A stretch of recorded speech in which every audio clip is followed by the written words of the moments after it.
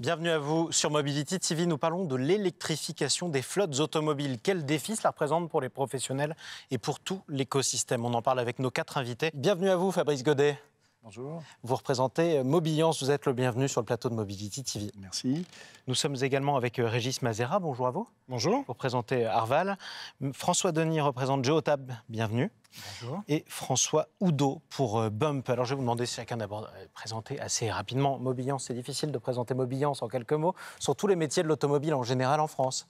Tout à fait. Et donc, au sein de Mobiliance, moi, je suis vice-président de la branche mobilité partagée. C'est ça. Donc, des loueurs courte durée, qui, par définition, nous sommes... Ils sont extrêmement intéressés à la problématique de l'électrification des flottes. Alors, Arval est évidemment très intéressé aussi par cette problématique. Combien de véhicules dans les flottes d'Arval ? Alors aujourd'hui, un peu plus d'1 600 000 au niveau international et puis un peu plus de 350 000 en France. C'est ça. Donc à Arval, nous, on est un loueur historique de longue durée. De longue durée. Puis maintenant, on élargit vers les nouvelles mobilités. Exactement.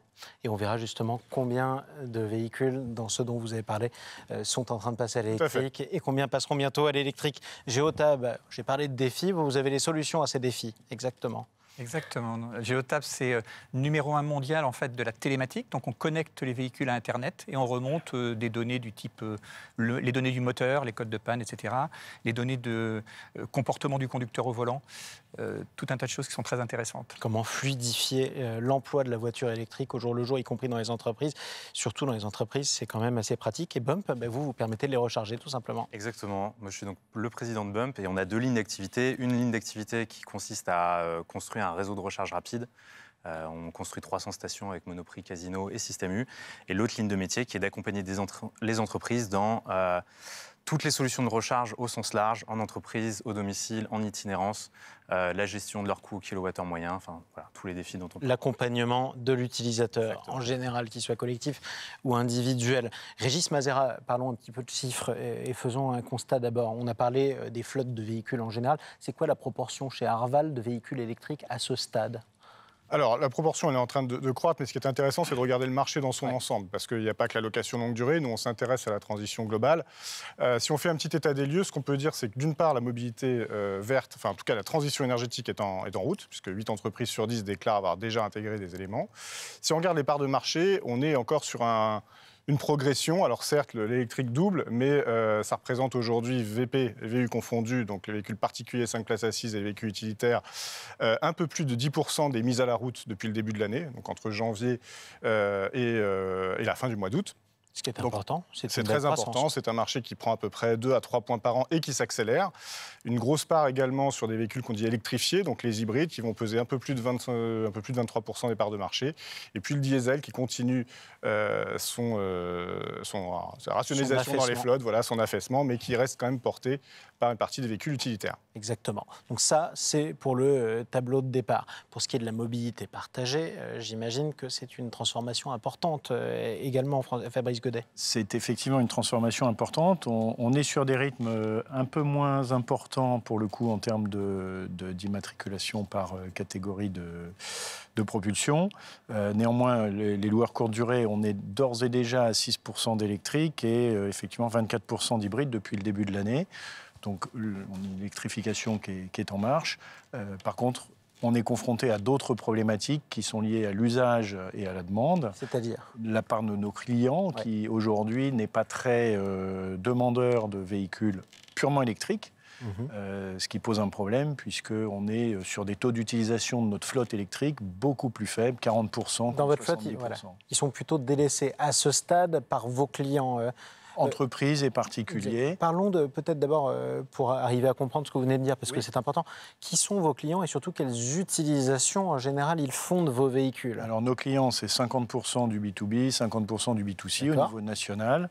L'utilisation, c'est à 60-70% à l'issue d'un trajet. D'accord. Donc dans une logique de décarbonation, à l'issue d'un trajet en train, vous arrivez dans une gare et vous louez une voiture pour vos vacances ou pour un déplacement professionnel de 2 jours, une journée, voilà. Et là, la demande en électrique reste aujourd'hui très faible. Tout notre travail consiste à stimuler cette demande. Ça, en montrant qu'on peut s'en sortir sans tomber en panne de batterie. Exactement. C'est toute la difficulté, la confiance de nos clients dans le fait qu'ils ne vont pas tomber en rade et qu'ils vont pouvoir recharger. C'est ça. Donc les gens qui ont déjà de l'électrique, eux, sont habitués au système, ils savent, ils connaissent, ils ont leur carte, ils peuvent aller recharger, ils ont l'habitude.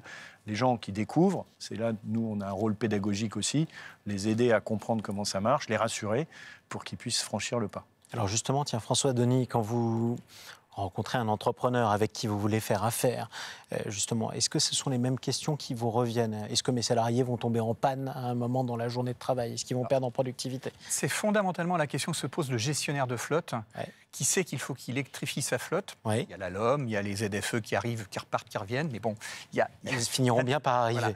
Dès l'année prochaine, il faut que 20%, selon la LOM, des renouvellements soient faits en électrique.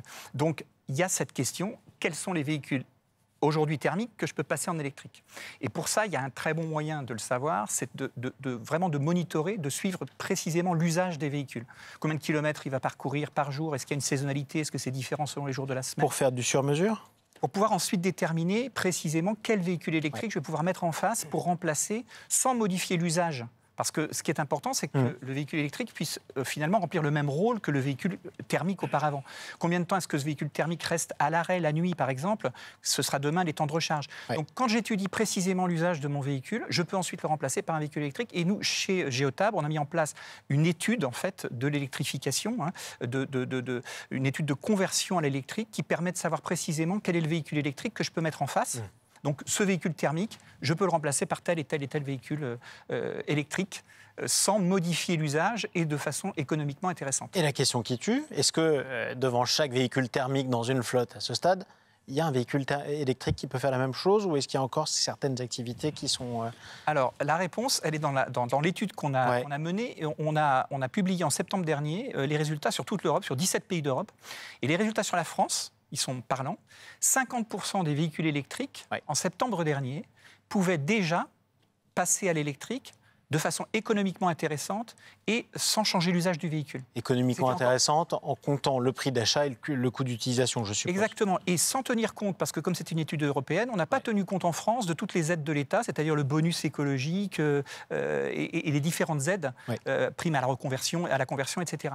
Exactement. Donc il y a vraiment un intérêt. Et on a même calculé le coût en question. En France, sur un véhicule électrique qui s'est conservé 7 ans, on fait une économie de 8 600 € par véhicule. Encore une fois, sans aucune aide, en ne considérant que l'achat lui-même. Alors, François Oudot, vous, avec BUM, vous proposez des systèmes de recharge. Vous êtes un peu le nouveau pompiste ou le nouveau maréchal Ferrand, en quelque sorte. On ne pourra pas se passer de vous. Exactement. Non, mais c'est vrai que, et pour présenter un peu les défis que nous, on voit, on constate, c'est qu'en fait, on passe... globalement, il y a deux choses. Il ne faut pas perturber les opérations, on en a parlé, et il faut réduire les coûts, ou en tout cas être à iso-coût, je dirais, par rapport au thermique. C'est les deux enjeux. À minima. À minima. Et maintenant, quand on parle d'iso-coût, en tout cas, on va inclure cette composante de coût au kilowattheure, c'est-à-dire qu'on ne parle plus en euros par litre, on parle de coût au kilowattheure. Et ce qui est vrai, c'est que pour un gestionnaire de flotte, on est passé d'un monde qui était relativement simple. Vous aviez un lieu de recharge qui était la station-service. Ça durait 3 minutes. Voilà, des prix qui, à plus ou moins 10%, étaient partout les mêmes en France, à une situation dans l'électrique où maintenant vous avez 3 lieux de recharge, domicile, entreprise, réseau public, avec des prix qui peuvent être du simple au quintuple. C'est ça. Donc là, vous avez augmenté considérablement la complexité.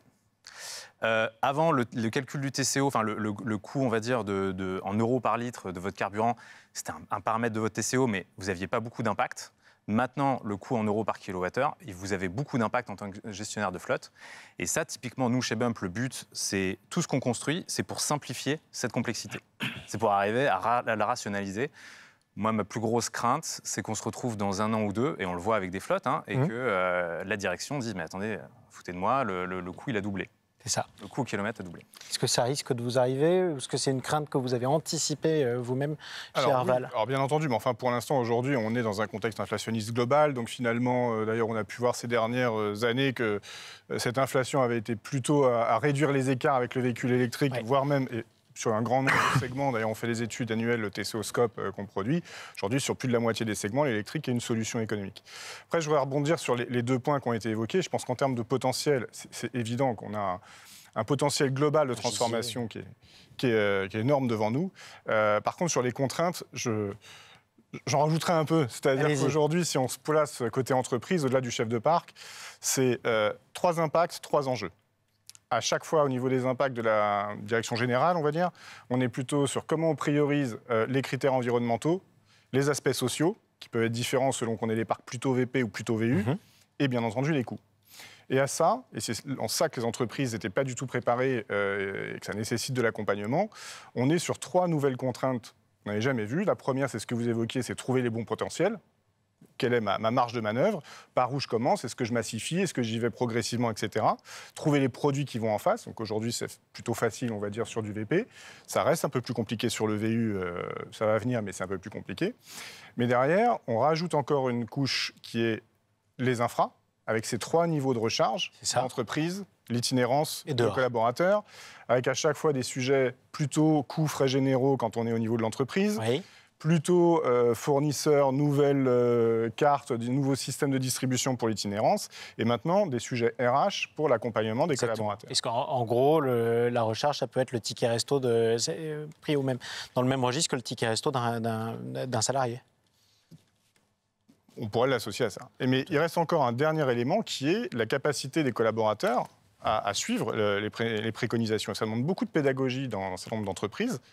Au-delà du potentiel qu'on a identifié, des produits qu'on peut mettre sur la table et offrir aux collaborateurs, c'est comment on fait cette conversion finale. Il y en a encore beaucoup de gens qui sont réfractaires, d'où la position d'ailleurs aujourd'hui très large des hybrides, alors simples ou rechargeables, mais qui sont, je fais un pas dedans, je commence à garde une sécurité recharger, mais je lève les freins qu'on entend habituellement sur le véhicule électrique. C'est ça. Et ça, ces 3 niveaux de contraintes nécessitent quand même d'avoir une vision harmonisée au sein de l'entreprise. Et là, vous voyez bien qu'on touche tous les départements, les finances, les RH, et donc tout de suite, le jeu se complique un peu. Il faut mettre tout le monde d'accord à l'intérieur d'une entreprise. Expliquer et en même temps convertir en quelque sorte, c'est ce que vous essayez de faire avec vos clients, et c'est ce qui est difficile. C'est ce qu'on essaye de faire avec nos clients et même avec, je dirais, nos entreprises. Parce que la conversion n'est pas simple. Une grande partie, comme je le disais tout à l'heure, de nos locations ont lieu à l'issue d'un trajet dans des hubs de mobilité, des gares ou des aéroports. Et là, il y a une vraie problématique d'infrastructure de recharge, puisqu'on traite des volumes très importants de location en peu de temps. Les voitures rentrent et doivent repartir quelques heures après. En toute logique. En toute logique. Et on doit les recharger très vite. Et comment vous faites? Eh bien, on ne peut pas. Aujourd'hui, il y a de grosses problématiques dans les gares, par exemple, qui sont dans des villes où vous avez des parkings souterrains. Et donc, installer des bornes de recharge dans des parkings, ça nécessite qu'ils soient sprinklés, etc. Donc, des coûts à la borne monstrueux. Sur les aéroports, il y a de vraies problématiques de disponibilité de puissance, aussi étonnant que ça puisse paraître, et aussi dans les gares. Ce qui fait que là où il faudrait des bornes de recharge très puissantes, enfin des charges super rapides, pour avoir un temps de charge minimum, pour permettre aux voitures de repartir très vite, quand vous devez charger 100 voitures sur la journée, c'est un vrai défi. Il faut presque une centrale nucléaire, oui, et en plus ça coûte cher. Voilà. Et l'autre problème donc, dans la conversion de nos clients, c'est comme vous le disiez, avec ces 3 points, il y a 3 coûts associés. Nos clients qui vont prendre une voiture et qui vont pouvoir la recharger chez eux, ce n'est pas un sujet, le coût et la recharge, chez eux ou en entreprise. Dès qu'on est en mobilité et en itinérance, là, on fait face à des coûts tout à fait variables, qui sont même beaucoup plus chers au final que le coût du carburant thermique. Bien sûr. Donc, c'est des gros soucis pour nos clients. Est-ce que ça veut dire, vous-même, chez Geotab, que vous allez expliquer à vos clients, il faut toujours dire aux salariés de proscrire la recharge en itinérance ou pas? C'est ce qui coûte le plus cher et ce qui est le plus compliqué? Alors, c'est ce qui coûte le plus cher, effectivement, mais c'est quelque chose qui peut être évité si on a bien étudié l'usage du véhicule. Je prends un véhicule utilitaire qui fait, par exemple, de la livraison du dernier kilomètre. Quand on dit on peut passer ce véhicule-là thermique à l'électrique, c'est en considérant pas de changement d'usage, comme Ouais. je disais. Donc ça veut dire, par exemple, de ne pas se recharger en itinérance, mais de calculer un kilométrage qui va permettre de couvrir la tournée complète. C'est Mais ça. là où la télématique est particulièrement intéressante sur la question de la recharge, c'est sur le fait, par exemple, les entreprises qui vont installer des bornes sur leur parking vont généralement avoir moins de bornes que de véhicules électriques. Ouais. Et donc, ce qu'il faut savoir, c'est où en est le niveau de charge de chacun de ces véhicules électriques le Lequel soir, par exemple, au choisir. moment de recharger. Exactement. Donc on fait de l'autopartage. Pour pouvoir partager les bornes entre les différents véhicules. Et pour ça, il faut connaître l'état de niveau de batterie du véhicule, et il n'y a que la télématique qui peut le remonter. C'est ça. Même chose pour, on en parlait tout à l'heure, la recharge à domicile. Ouais. On ne sait pas qui s'est branché sur la borne, alors que si c'est une borne qui a été installée par l'entreprise va souhaiter savoir que c'est bien le véhicule d'entreprise qui a été branché. De la même façon, grâce à la télématique, on va pouvoir remonter quel est le véhicule, Et ça va servir à la quoi, quantité ça d'électricité Oui. véritablement consommée par le véhicule. Et qu'est-ce que ça va apporter à l'entreprise, cette À l'entreprise de pouvoir rembourser le D'accord, oui, bien collaborateur sur la base de ce qu'il a véritablement Et ça, consommé. ça c'est effectivement très précieux. Bon, le nerf de la guerre, en quelque sorte. Non, mais complètement, c'est intéressant. Nous, ça fait 3 ans qu'on accompagne des flottes qui se posent toutes ces questions-là. On parlait tout à l'heure de transporteur du dernier kilomètre. Transport du dernier kilomètre, 30% de leur coût, c'est l'énergie. Ouais. Avec des prix qui peuvent faire du simple au quintuple, je veux dire, ça peut faire très très mal. C'est énorme. Nous, on se souvient de Top Chrono. Ils ont eu des sessions où ils se rechargeaient, ils déposaient le véhicule le vendredi soir sur Bélib, ils le récupéraient le lundi matin, il y en avait pour 300 €, ils avaient rechargé 20 kWh. Donc on est Comment ça s'explique? c'est comme ça, c'est la tarification, le post-charge, les tarifs. De toute façon, l'infrastructure Bélib, vous n'êtes jamais à moins de 2 € le kilowattheure. C'est à peu près, quand on regarde les tarifs, c'est ça la réalité. Donc c'est des enjeux qui sont extrêmement forts. Le déploiement de bornes, pareil, c'est vrai que c'est des sujets compliqués. Typiquement, maintenant, on accompagne Avis sur le déploiement sur toute leur base arrière. On arrive à le faire sur Roissy. Ça a été compliqué d'avoir la puissance. Maintenant, on va le faire. Et À Roissy, ça arrive? Roissy-Orly, Ouais, là, c'est ça. on est- Comment on explique qu'il y a un... Parce que c'est quand même très intéressant ce que vous nous expliquez, Fabrice Godet. Comment on explique qu'il y a un déficit de puissance à la sortie des aéroports? Ouais, je ne vais peut-être pas rentrer trop là-dedans parce que je pense que c'est aussi ADP qui est compliqué, on va dire. D'accord. C'est- Qui est gourmand. là, Voilà. On vous laissera négocier avec eux je ne la vais, prochaine fois. pas trop rentrer là-dedans, mais voilà, il y a eu des... Non, mais ce qui est vrai, c'est qu'il y a des zones... mais c'est vrai, on vit une transition où on passe... je veux dire, aujourd'hui, 80% de notre énergie, c'est du pétrole. Ouais. Il faut la basculer à l'électrique. Ça met un gros impact sur les réseaux. Et ça change tout, surtout, parce qu'on passe d'un monde où on se disait, bon, c'est pas grave, j'ai une station-service à 10 km, quel que soit l'endroit dans lequel je me trouve en France, et ça va me prendre 5 minutes, et sauf grève, il y aura de l'essence. Maintenant, on se retrouve à devoir calculer quasiment toute notre journée, pas seulement la journée de travail, c'est-à-dire si je prends la route à tel moment, je dois savoir quand je m'arrêterai, quand je rechargerai. Non, mais ce qui est vrai, c'est que l'électrique, ça nécessite de repenser on voit les choses. C'est-à-dire qu'il faut recharger à différents moments, soit la nuit, quand on est chez soi, soit la journée, on a un rendez-vous, vous rechargez sur une borne pendant 2 heures, ça vous rechargez. Même en rapide, aujourd'hui, je veux dire, il y a des modèles de voitures, vous rechargez quasiment, vous faites du 5, la dernière fois j'ai calculé, j'ai fait 5,80 en 18 minutes. Bon, 5,80 en 18 minutes... c'est bon, quoi. Enfin, je veux dire, on est quasiment à l'expérience. On approche, thermique, hein. ça va. On voit plus trop la différence. C'est un gros plein, mais ça va. Mais ce qui est vrai, et là je rejoins tout ce que vous dites, c'est qu'il y a un enjeu d'accompagnement. Et en fait, l'accompagnement, il va se jouer sur 2 tableaux. Ouais. C'est de la pédagogie auprès des collaborateurs. Ou des clients. Ou des clients, voilà, tout à fait, non, mais complètement des clients. Et donc, si on prend, enfin voilà, donc des choses qu'on va faire, nous, par exemple, c'est que on donne accès à 100 000 bornes. Toutes les bornes, elles ont un petit logo comme sur Google Maps, 1 €, 2 €, 3 €. Et comme ça, le collaborateur, il sait ce qu'il fait. Voilà, il sait qu'il va sur une borne chère ou pas chère. Tout de suite, ça, il le sait. Et comme ça, c'est quand même beaucoup plus pratique. Beaucoup plus clair, beaucoup et c'est plus clair, surtout. visible et évident. On affiche Ouais. le prix de la recharge, de la session de recharge sur notre application mobile. Il y a la plupart des opérateurs de mobilité ne le font pas. Oui. En entreprise, par exemple, quand il y a une session qui est finie, une session de recharge qui est finie, ça déclenche une notification. Ouais. D'autres systèmes ont fait aussi des alertes. C'est-à-dire que si la session de recharge, elle a dépassé, par exemple, 80 centimes d'euros le kilowattheure, ça envoie un SMS au collaborateur pour lui dire d'aller débrancher son véhicule. Ça, c'est important, parce que ça veut dire, en fin de compte, que dans ce nouveau monde, on va être accompagné d'heure en heure, d'une manière ou d'une autre, justement dans l'utilisation de sa voiture électrique pour le travail.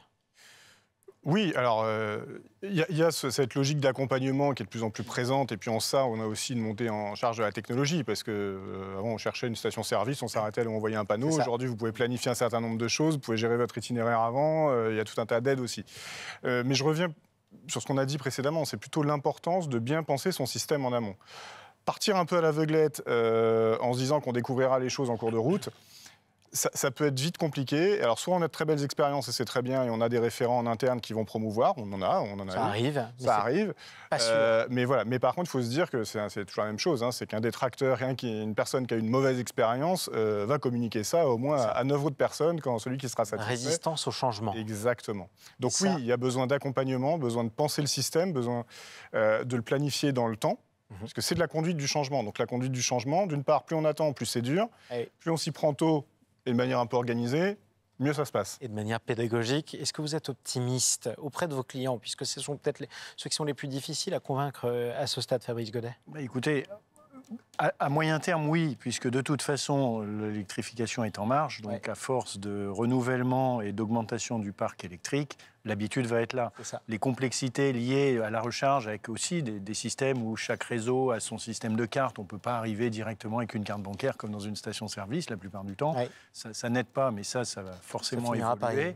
Voilà, mais avec l'habitude et avec l'expérience, ça changera complètement la vision de nos clients. Après, les clients entreprises, une fois qu'elles seront passées à l'électrique, nous, on intervient aussi en complément pour les usages qui ne pourront pas être remplis par les flottes renouvelées en électrique, pour des trajets plus longs, notamment. Et en un mot, pour conclure avec vous, pour Géotab, François Denis, tout est électrifiable ? Tout sera à terme électrifiable ? Je pense qu'à terme, oui. À un moment donné, déjà, on le disait à l'instant, 50% des véhicules en septembre dernier sur la flotte française des véhicules d'entreprise pouvaient passer à l'électrique de façon économiquement intéressante et sans modifier l'usage. Donc, avec l'augmentation des autonomies, on peut effectivement espérer qu'un jour, on pourra passer tous les véhicules électriques. D'autant plus si les autonomies sont bien gérées par les collaborateurs, parce que s'ils utilisent bien la télématique, ils vont faire de l'éco-conduite, on va savoir comment ils se comportent au volant, améliorer le comportement au volant, parce qu'on le sait, les véhicules électriques, tout comme les véhicules thermiques, on peut, par le comportement au volant, changer fondamentalement l'autonomie du véhicule. Alors c'est moins grave sur un véhicule thermique, on peut plus facilement remettre du carburant. Par contre, en électrique, comme on l'a vu, à ce moment-là, il faut retrouver une borne et aller se recharger. Bon, en d'autres termes, on va tous y passer, à nous de faire en sorte que ce soit pour le meilleur. Merci à vous d'être intervenu sur ce plateau de Mobility TV. Fabrice Godet pour Mobiliance, Régis Mazera pour Arval, François Denis pour Géotab et François Oudot pour Bump. À bientôt sur Mobility TV.